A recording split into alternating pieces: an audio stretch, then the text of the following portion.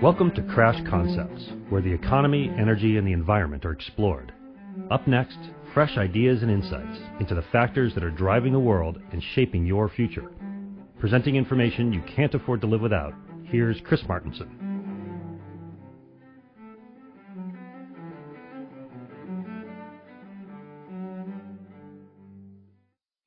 Hello, it's November 16th, 2010. This is Chris Martenson of chrismartenson.com. And today we're going to be speaking with Ted Butler, silver analyst and champion, about the silver markets. Welcome, Ted. Hey, Chris. Good to be here. Well, it's a real pleasure to have you here. As we were just talking about before this started, I've been following you for years, and I just have been a real fan of your work, and I love the analytical approach you bring to it and the calm determination that you've shown over the years in analyzing the silver market. So this is a real pleasure for me. Those are real kind words. I much appreciated. Well, so you've become one of the preeminent commentators on the silver market over the years. So I'm wondering, can you give our listeners a quick history of your background, the expertise you've developed, and how you came to be interested in silver? Well, I'm going to have to condense perhaps 25 or more years, 30 years into a very short time frame, so forgive me if it's, I'll try and keep it simple. I started out as a commodity broker trainee at Merrill Lynch, I'd guess around 1971 or 2. Spent about 5 years at Merrill, then went on to Drexel Burnham, Lambert in the Miami office for about 10 years or so. And along the way, I became in the mid-'80s attracted towards silver at the urging of a client who's still a very good friend, Izzy Friedman, who issued me the challenge back in the mid-'80s to basically answer a puzzle he had. He had been trading the silver market very profitably for years and had approached me knowing that I did tend to dig into things, and he issued me a challenge that, look, I'm invested in silver. The statistics show that we're producing less than we're consuming, and in spite of this deficit consumption pattern, the price just doesn't go up, and it was about $4 or $5 in that range, and just stuck on a flat line for many years. And I kind of thought, well, I'll be able to look at this and give him a quick answer and be done with it and on to the next thing. But I got stuck. I couldn't come up with an answer as to why the price of silver wasn't moving according to the law of supply and demand. It's what we send our kids to school, hopefully to learn, is, supply, demand, and price.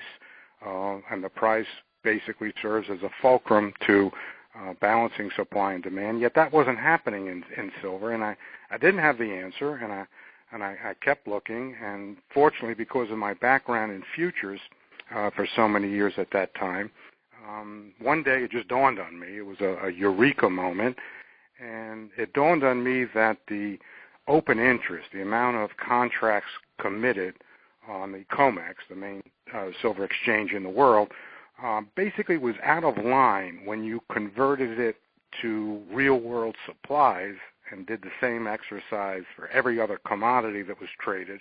You came up with this tremendous aberration in silver, and which led me further to discover that the reason the price was not responding to supply and demand was because the open interest, the long and short paper position, was so much greater than it should have been and greater than production and world supplies at that time, that it was the short position basically was serving as a oversupply factor and depressing the price. When I uncovered this information, I did the upstanding thing, I thought at the time, by going to the commodity regulators, both the CFTC and the exchange itself, and presented the evidence, and they basically told me to go away. It was no problem. But I persisted, and over the years, much later, thanks to the introduction of the Internet and the mailings that Investment Rarities started to do back in around the year 2000, I was able to get the word out, and that there was a manipulation in the silver market due to the very big short position on the COMEX. And as time has gone on, more and more people have come to accept that, and it's resulted in publicity, recent lawsuits, and I think there's going to be a resolution coming from the commodity regulator before long. So how's that for a 25-year condensing? So if I understand you right, you first uncovered this in the mid-'80s when you were looking into this puzzling supply-demand price mismatch for ISI. That it's been going on that long? Yes. I tell you, if I had to pick a date, my favorite date going back, and without getting really involved as to why I picked that date, I'd pick it as February of 1983 that I can date this manipulation in silver back to. Well, what happened on that date? Do you know? Well, what happened is that's when the first big increase, demonstrable increase in open interest took place, and if you can date it back to then, where the open interest in silver, which had been around the 25,000 contract mark up until that date, exploded up to double that and then triple that. And you can kind of trace back the action and suppression of the price to that increase in the open interest starting around that date, early 1983.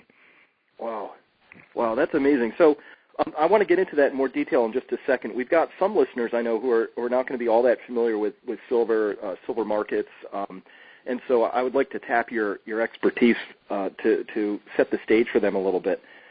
So for those listeners we've got who are new to the precious metals markets and investing, could you explain, why is it that silver is valuable, and why do you think it might become more valuable over time? Is there anything that we use it for that we can't substitute? We can't do without it. Any critical processes or technologies for which no great substitutes exist?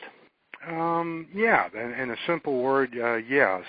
Silver is both. It's a hybrid metal, and people kind of know this. It's both a precious metal that's been sought by man since the dawn of civilization, along with gold.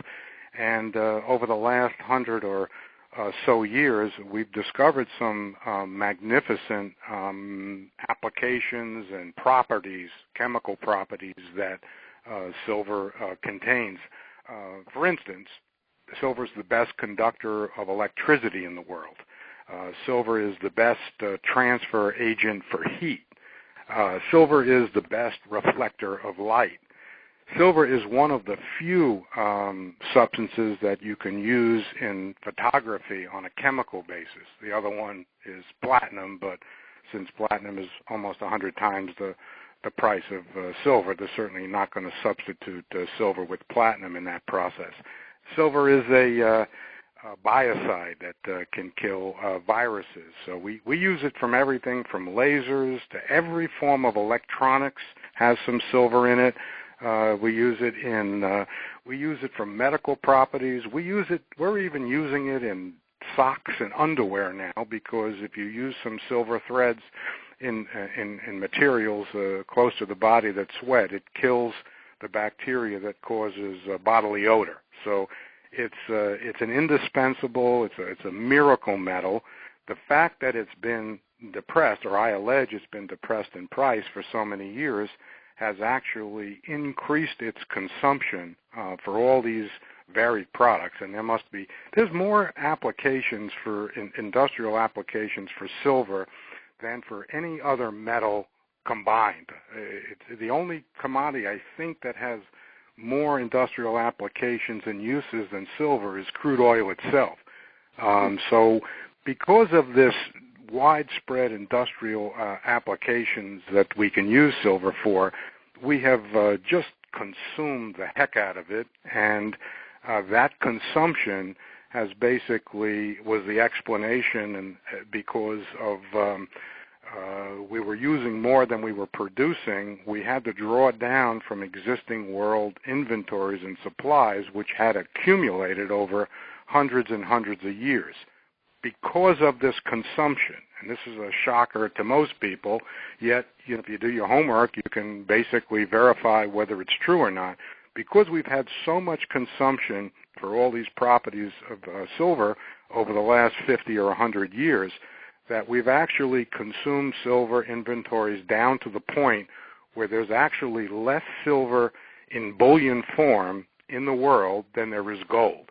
In other words, silver is more rare than gold in an inventory bullion equivalent basis, and that's absolutely crazy because the price of silver is, but 2% of what the price of gold is. And anytime you have an item that's more rare than another item, you would think that the more rare item would be more valuable. Well, you would think that, particularly one that's so magical like silver, which it really is in its uses. And when you say consumed, in some cases we can recover the silver after we've used it. There's a certain percent of recovery after photographic processes, right? We can recover. Certainly. There is discounting for the recycling of silver, but there's many forms. When I say consumed, I'm talking about the silver that is basically non-recyclable, silver that's put into form that you can't get at, like the material behind the touch pads in a telephone or something like that makes a contact. It's very hard and expensive to go out and recover silver from all the applications and products it's used in, simply because we use so little of it in any one application that it's very cost inefficient to go out and recover something where such a small amount is in the application. So I'm just talking about, we do have a big component of recycling that's part of the supply-demand equation. However, there's a much bigger component where we do use silver, where technically it may not disappear and burn up into the atmosphere like occurs with gas